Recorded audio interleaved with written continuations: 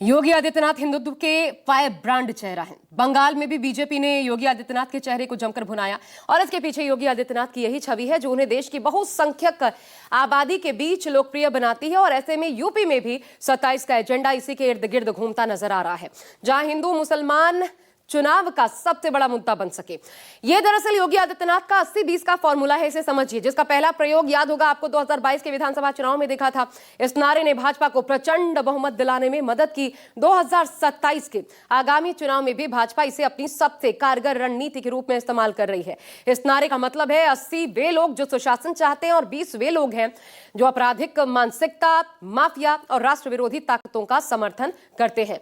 एक और नारा है जिसकी गूंज चुनाव आसपास जैसे ही आते हैं सुनाई देती है, और ये नारा है जो कि अयोध्या की प्रतिज्ञा के साथ पूरी हुई और मथुरा काशी बाकी है। मथुरा काशी जो बाकी चुनाव की तरह इस चुनाव में भी मुख्य मुद्दा है, जिसे बीजेपी हर हाल में हिट करके ही रखेगी, क्योंकि ये सबसे बड़ा चुनावी मुद्दा चुनाव आते आते पास बन सकता है। एक और मुद्दा जिसे हिंदू मुसलमान के एजेंडे से जुड़ा हुआ है और वो है लव जिहाद और धर्मांतरण का मुद्दा। वैसे तो उत्तर प्रदेश में लव जिहाद या अवैध धर्मांतरण के मामलों की कोई आधिकारिक और एकमुश्त केंद्र संख्या सार्वजनिक नहीं है, लेकिन सरकारी आंकड़ों के अनुसार 2021 से अप्रैल 2023 के बीच ही राज्य में अवैध धर्मांतरण के कुल 427 मामले और 65 नाबालिगों के धर्मांतरण से जुड़े मामले दर्ज किए गए हैं। हालांकि योगी सरकार की सख्ती के बाद इस पर रोक लगी, लेकिन मुद्दा 27 में भी जारी रहेगा तय है।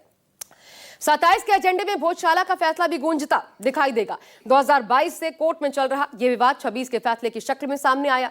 मध्य प्रदेश हाईकोर्ट की इंदौर बेंच ने धार भोजशाला मामले में फैसला सुनाते हुए परिसर को हिंदू मंदिर घोषित कर दिया, यानी मस्जिद नहीं मंदिर है भोजशाला, और इस फैसले का चुनावी गणित पर असर पड़ना भी तय मान रहे हैं। नमाज जैसे बयानों की वजह से बंगाल जीत का असर भी माना जा रहा है इसे। यूपी में 7 से 8 महीने चुनाव के बचे हैं और 27 के चुनाव से पहले बंगाल में बीजेपी ने हिंदुत्व का एजेंडा टेस्ट किया, पूरी तरीके से सफल रहा। यानी बंगाल का फॉर्मूला यूपी में भी आजमाया जा सकता है। हालांकि हमेशा बीजेपी का ये कोर मुद्दा रहा है और यूपी चुनाव बिसात में जातियों का समीकरण भी बेहद अहम साबित होगा।